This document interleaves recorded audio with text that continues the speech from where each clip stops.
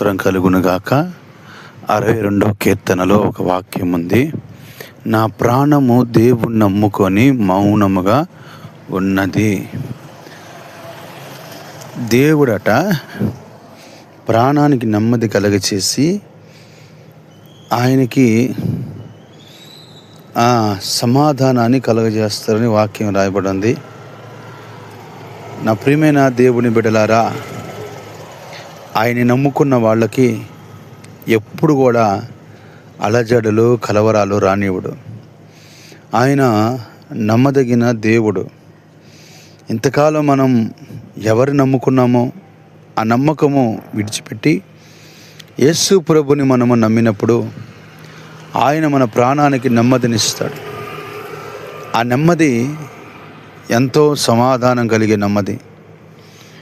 పర్వతాలు తొలగిపోయినా, మెట్టెల దద్దరిల్లిన ఆయన కృప మనల్ని వెంబడించినట్లుగా ఆయన సన్నిధి మన మధ్యలో ఉండిద్ది. మన ప్రాణానికి ఎటువంటి అనారోగ్యాలు కలిగినా, ప్రాణాపాయకరమైన పరిస్థితులు వచ్చినా ప్రభు వాటిలో నుంచి మనల్ని తప్పిస్తాడు. ఈ రోజున నిన్ను తప్పించే వాళ్ళు ఎవరు లేకపోవచ్చు. ప్రభు నిన్ను తప్పిస్తాడు. నీ జీవితంలో నీకు ఎదురవుతున్న ప్రతి ఒక్క శోధనని దేవుడు తీసివేస్తాడు. ఆయన అంటాడు, నా కుమారుడా, నీ ప్రాణాన్ని నేను కాపాడుతాను. మరణకరమైన స్థితిలో నిన్ను కాపాడుతాను.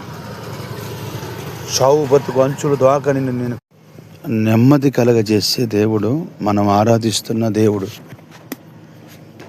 నీ పరిస్థితులన్నీ ఆయనకి తెలుసు. ఇంకా నువ్వు దేవుడిని నమ్మలేని స్థితిలో ఉన్నావేమో. ఈరోజే అడుగు, ప్రభువా నేను నమ్ముకుంటానయ్యా,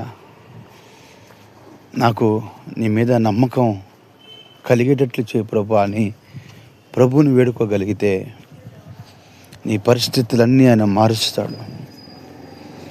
ఎన్ని అవరోధాలు వచ్చినా, ఎన్ని ఆటంకాలు వచ్చినా ఆయన నీ చెయ్యి విడిచేవాడు కాదు. ఆయన నమ్ముకున్న వారి జీవితాల్లో ఎన్నెన్నో అద్భుతమైన కార్యములు భక్తులు చూశారు. నీవు కూడా ఎన్నెన్నో అద్భుత కార్యాలు చూడాలని ప్రభు అంటున్నాడు.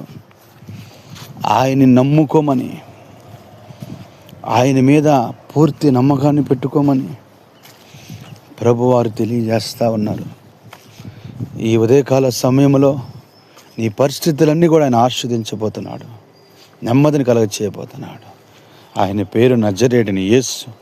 పరిశుద్ధుడైన తండ్రి, నీ బిడ్డలైన వాక్యముని వారి జీవితంలో స్థిరపరిచి వారికి కావలసిన ప్రతి సమాధానము, నెమ్మదిని కలగచేసి వారి కుటుంబాలని అంతకంతకును మీరు దీవించమని యేసయ్య పేరట